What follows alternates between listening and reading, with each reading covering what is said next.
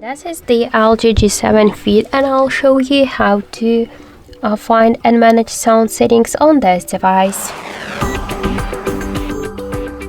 So first we should open the settings app and then tap to the sound section.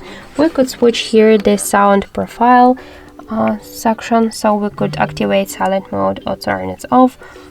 We could use the vibration only.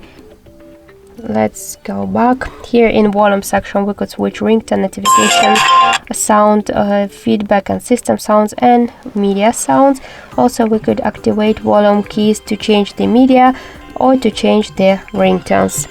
Let's go back. Here we got the ringtone. We could change the ringtone's sound, switch the ringtone ID, ring vibration to activate it, turn it off, flash alert for incoming calls, switcher to change notification sound, don't disturb mode to activate it, turn it off, to set the schedule, the start, the end time.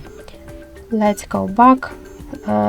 Here we got the vibration range. We could also switch it for incoming calls, notifications and vibration on tops. And we could also activate or turn off the dial pad tones, keyboard sounds, touch sounds and screen lock sounds by click on each of the switchers. So that's it. Thank you for watching, and if you like this video, leave thumbs up and subscribe.